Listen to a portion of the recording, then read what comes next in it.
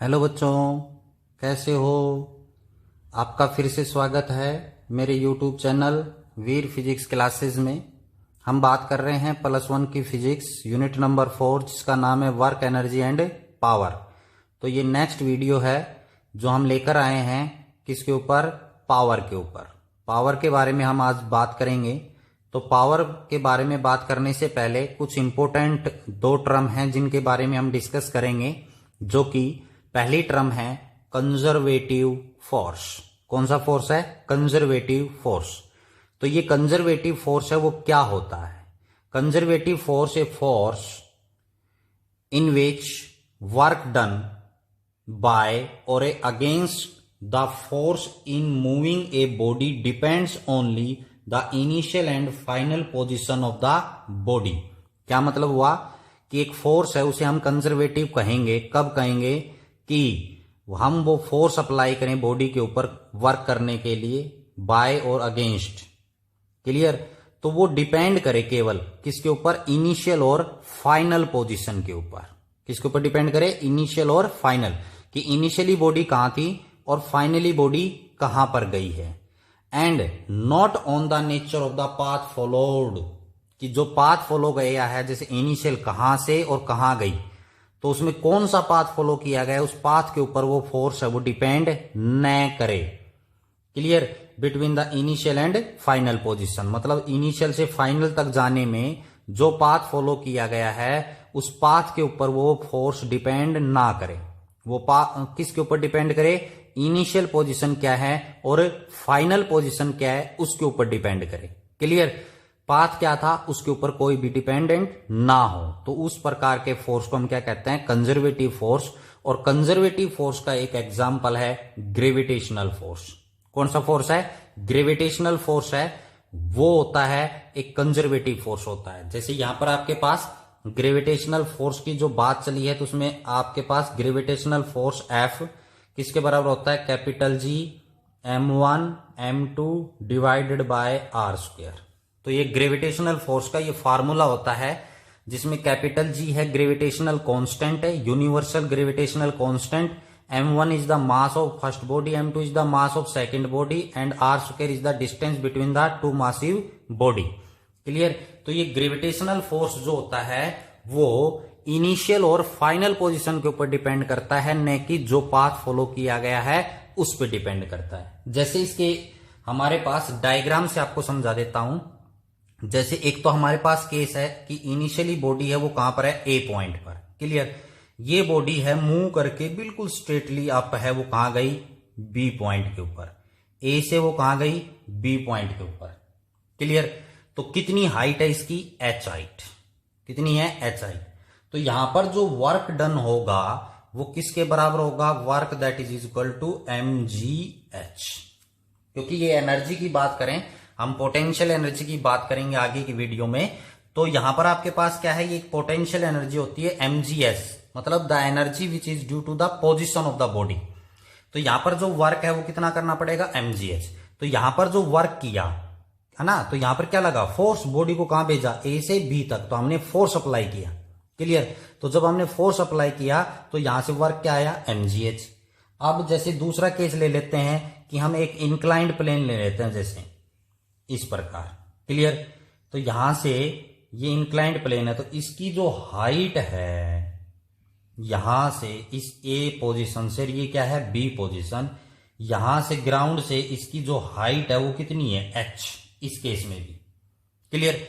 तो यहां भी जब हम जैसे रिजोल्यूशन ऑफ द वेक्टर का यूज करें, जो कि हमने 3rd यूनिट में बात की थी, यहां पर बॉडी है, इसका डाउनवर्ड फोर्स है वो काम करेगा mg। इसके बॉडी के बिल्कुल परपेंडिकुलर काम करेगा normal reaction of the body. Clear? तो जब हम mg को रिजोल्व करेंगे तो दो परपेंडिकुलर कंपोनेंट आएंगे इसके। एक आपके पास आएगा mg cos थीटा, क्योंकि यहां पर एंगल बना है थीटा। क्लियर? एक कंपोनेंट है वो आपके इसके अलोंग आएगा, जो कि किसके बराबर होगा? mg sin theta. यानी जिसके साथ एंगल बनता है उसे cos थीटा, जिसके साथ एंगल नहीं बनता उसे sin थीटा। और बेटा इसके जस्ट अपोजिट डायरेक्शन में क्या आएगा? Frictional force. कैसा फोर्स आएगा? फ्रिक्शनल। जैसे बॉडी डाउनवर्ड जा रही है तो फ्रिक्शनल फोर्स कहां आएगा? इसके अपोजिट आएगा। तो यहां भी जब हम वर्क कैलकुलेट करते हैं तो यहां भी हमारा जो वर्क है वो mgh ही आता है। क्या आता है? mgh। आपको कैलकुलेट यानी अलग अलग तरीके से हमने इसको कैलकुलेट किया, तो इस केस में भी हमारे पास क्या है? वर्क डन सेम आएगा। इसी प्रकार जैसे स्टेयर्स की फॉर्मेशन में हम जाएं, स्टेयर सीढ़ियां आपने देखी होंगी इस प्रकार, ठीक है। तो यहां से ये जो ग्राउंड है यहां से और जो मैक्सिमम हाइट है यहां तक, इसके बीच की डिस्टेंस हाइट कितनी है? h। क्लियर? जैसे स्टेयर की फॉर्मेशन में तो टोटल हाइट क्या है? h। तो यहां भी जब हम है वर्क कैलकुलेट करेंगे तो यहां भी हमारे पास वर्क डन क्या आएगा? mgh। तो ये जो डिफरेंट केसेस हमने स्टडी किए, देखा इनको डिटेल में ज्यादा करने के लिए, लेकिन एक एग्जाम्पल के तौर पर इनको समझाने के लिए आपको बताया है कि आप स्ट्रेट गए, बॉडी के ऊपर वर्क किया है, वर्क है तो मतलब फोर्स तो अप्लाई किया ही है। तो यहां पर फोर्स अप्लाई किया तब भी वर्क डन ही आया, यहां अप्लाई किया तो यहां भी यही वर्क डन आया, यहां पर भी यही आया। तो अब हमारे पास यहां पर क्या देखने को मिला कि इनिशियल पोजीशन क्या है? ए पॉइंट, फाइनल पोजीशन क्या है? बी। इसी प्रकार यहां पर इनिशियल क्या है? ए, यहां पर क्या है? बी। क्लियर? इसी प्रकार इसकी इनिशियल ए और फाइनल क्या है? बी। तो वर्क डन कैसे आ रहा है? दोनों में सभी केसेस में सेम।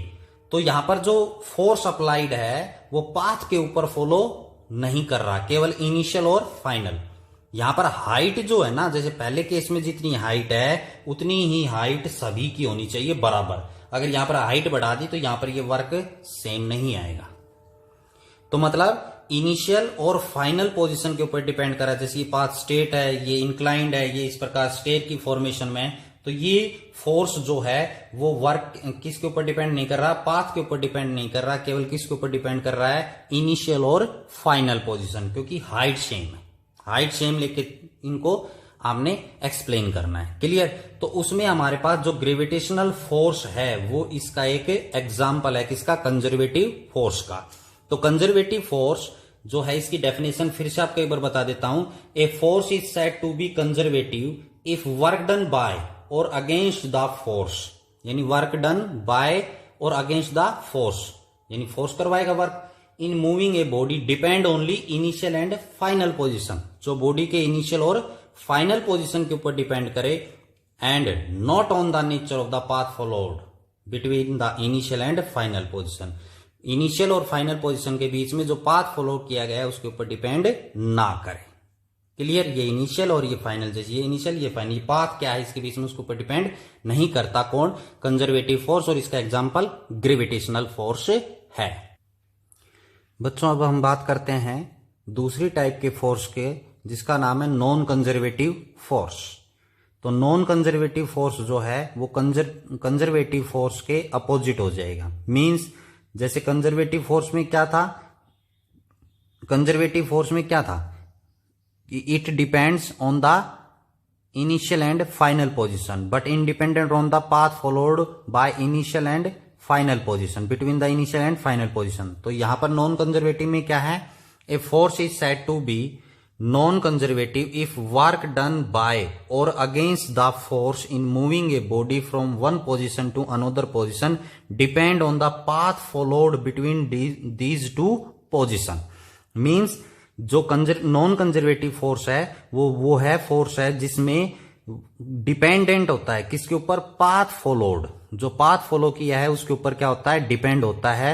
इनिशियल और फाइनल पोजीशन के ऊपर डिपेंड नहीं होता है। पाथ क्या है एक्चुअली में उसके ऊपर डिपेंड करता है। जैसे यहां पर ये क्या है? इनिशियल पॉइंट है ए। क्या है? Initial point A. तो ये यहां से इनिशियल पॉइंट है और फाइनल पॉइंट आपके पास क्या है? बी। तो एक तो रास्ता ये हुआ, एक यहां से गया, एक यहां से गया, तो ये पाथ क्या है? अलग अलग। तो नॉन कंजर्वेटिव जो फोर्स है वो इन पाथ के ऊपर डिपेंड करेगा कि पाथ क्या फॉलो किया गया है। इसका जो एग्जाम्पल है वो फ्रिक्शनल फोर्स है, which is opposing force which come in to play when we applied the force. Air resistance है, जैसे एयर का रेजिस्टेंस मतलब एयर में कोई भी बॉडी हाई स्पीड से ट्रेवल करेगी तो एयर का रेजिस्टेंस आता है।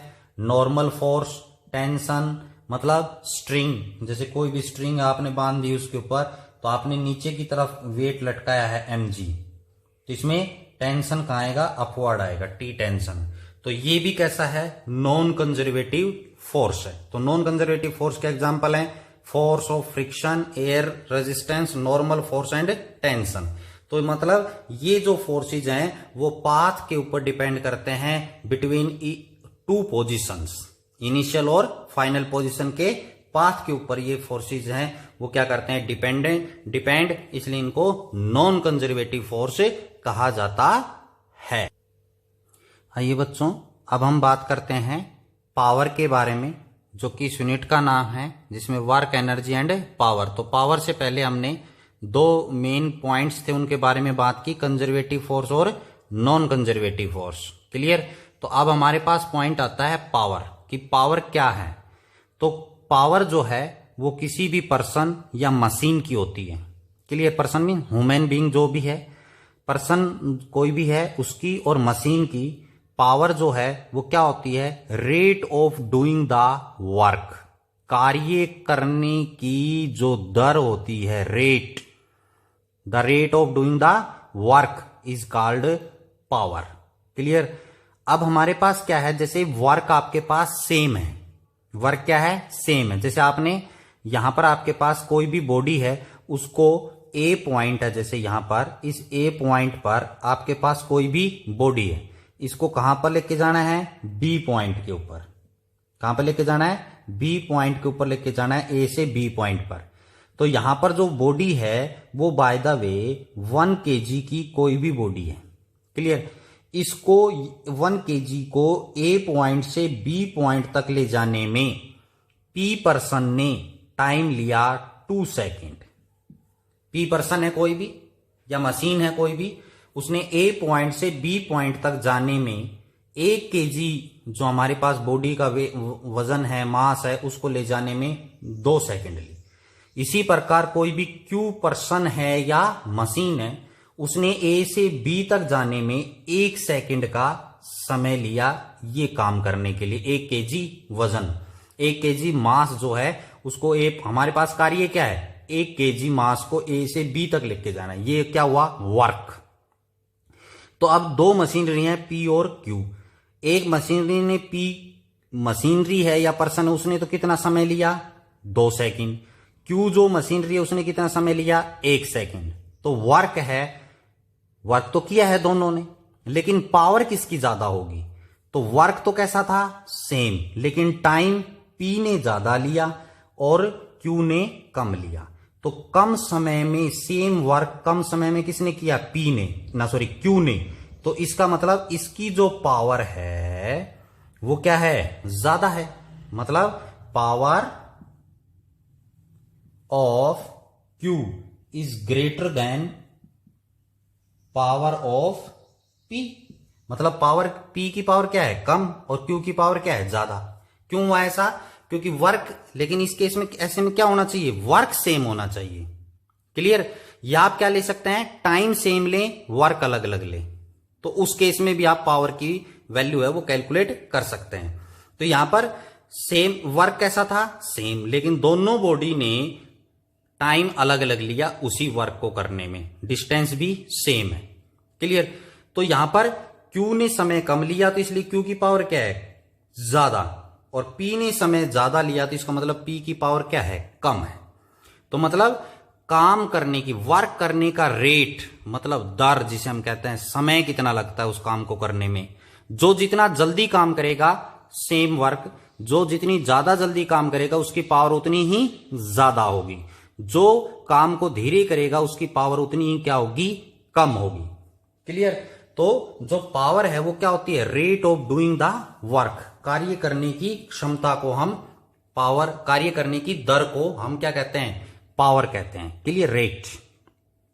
तो यहां पर हम मैथमेटिकली फॉर्म की बात करते हैं, तो जो पावर है वो बराबर होता है किसके, वर्क डन, ये हम मैथमेटिकली बात कर रहे हैं, work done upon time taken, work done upon time taken. मतलब आपने जो भी काम किया और उसको करने में कितना समय लिया, तो इन दोनों का जो रेशियो है वो क्या कहलाता है, पावर कहलाता है। Means power P that is equal to work upon time. Clear. अब इसका एक तो फार्मूला ये हो गया वर्क अपॉन टाइम, क्लियर। अब इसका दूसरा फार्मूला हम निकालते हैं कि जैसे कोई भी बॉडी है उसने वर्क किया और स्मॉल इंटरवल ऑफ टाइम में किया टी टाइम, तो वहां पर जो पावर होगी ना,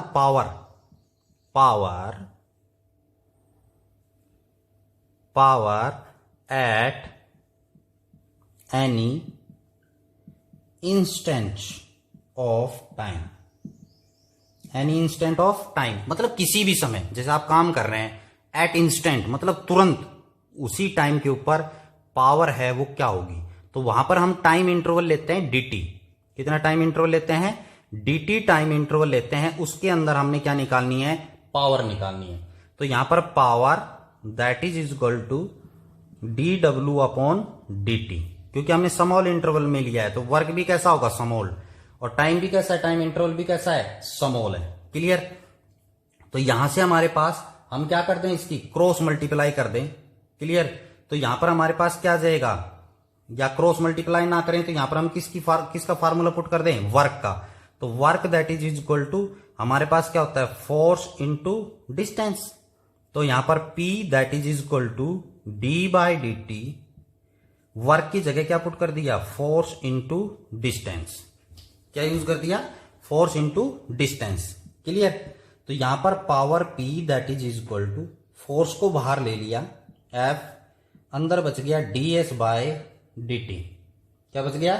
ds/dt बच गया, क्लियर। तो यहां पर हमारे पास power P that is equal to F ds, S क्या है? Distance upon time. तो change of distance with respect to time, तो ये किसके बराबर होती है बेटा? वेलोसिटी। किसके बराबर होती है? वेलोसिटी v से डिनोट करते हैं, क्लियर। तो ये यहां पर आपके पास क्या आ गया? पावर का फार्मूला आ गया दूसरा, फोर्स इंटू वेलोसिटी होता है। क्या होता है? Force into velocity. इसको अगर आप वेक्टर फॉर्मेशन में लिखेंगे तो ये बेटा डॉट प्रोडक्ट होती है, F डॉट V, यानी फोर्स और वेलोसिटी की डॉट प्रोडक्ट होती है, क्लियर। यहां से आपके पास इसको आप मैग्नीट्यूड में लिखा है मैंने, ये किस में लिखा है? मैग्नीट्यूड में। आप इसको वेक्टर फॉर्मेशन में भी लिख सकते हैं।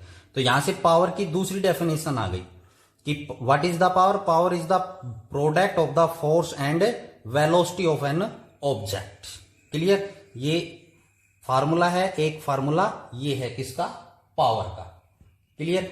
अब यहीं से हम हैं पावर के बारे में बात करते हैं और मैथमेटिकली, क्योंकि यहां पर इसकी डॉट प्रोडक्ट होती है तो इसलिए डॉट प्रोडक्ट को हटाएंगे यहां पर वेक्टर फॉर्मेशन में, तो यहां पर FV cos थीटा होगा, क्योंकि डॉट प्रोडक्ट को हटाते हैं तो क्या आता है? cos theta.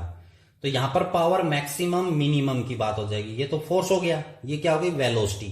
तो इन दोनों के बीच में एंगल होगा थीटा, फोर्स और वेलोसिटी के बीच में एंगल होगा थीटा। तो यहां पर इसके स्पेशल केसेस आते हैं, क्या आते हैं? Special cases. क्या क्या आते हैं स्पेशल केसेस? जैसे पहला केस है कि थीटा है वो 0 डिग्री हो, तो पावर है वो FV के बराबर होगी, मैक्सिमम पावर होगी उस केस में। थीटा का मतलब फोर्स, और जिस डायरेक्शन में आपने फोर्स अप्लाई किया उसी डायरेक्शन में क्या है? वेलोसिटी ऑफ एन ऑब्जेक्ट, तो वहां पर पावर है मैक्सिमम होगी। दूसरा जो इसका केस आता है कि theta that is equal to 90 degree, तो वहां पर पावर जो है इस प्रकार के केस में 0 होगी।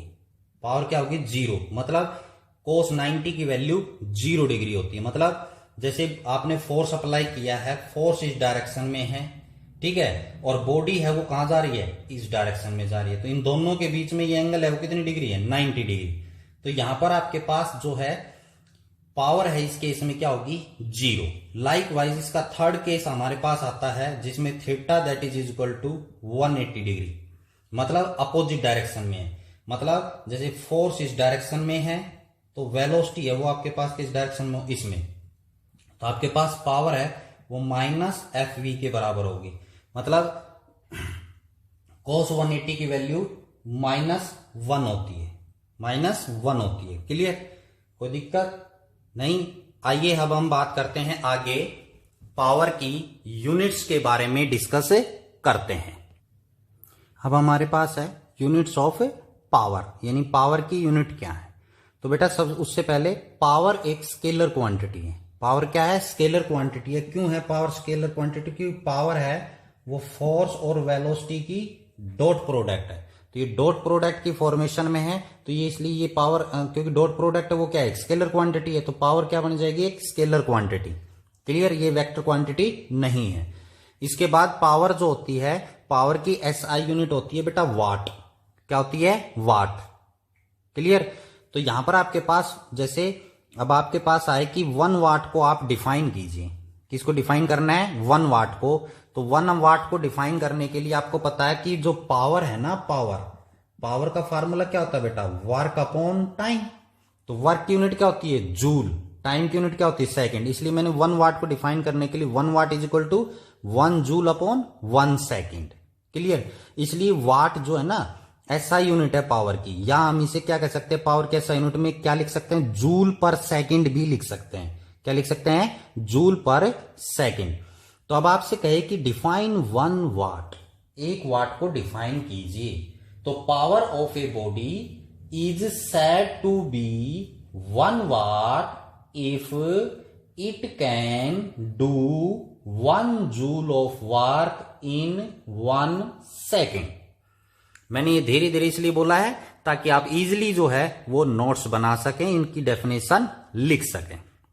तो 1 वाट क्या कहा कि अगर कोई भी बॉडी है उसकी पावर को 1 वाट कहेंगे यदि 1 जूल जो है वो बॉडी जो है वो 1 जूल वर्क को 1 सेकंड में कंप्लीट करती है, 1 जूल वर्क को 1 सेकंड में कंप्लीट करती है, तो इट मींस जो वो बॉडी है, उस बॉडी की जो पावर है वो कितनी है, 1 वाट के बराबर है।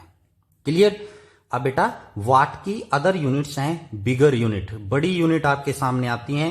1 किलोवाट, KW का मतलब क्या है, kilowatt.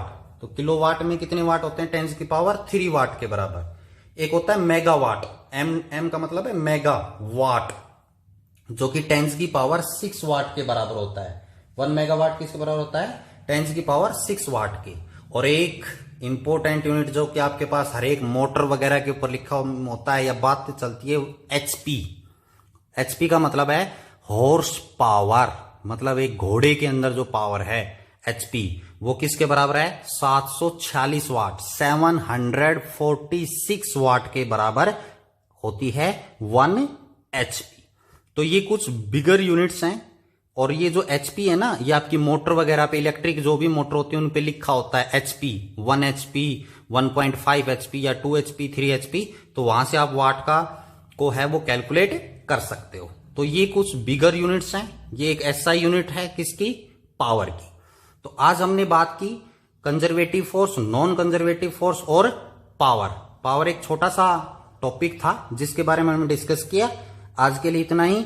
Thank you and have a nice day.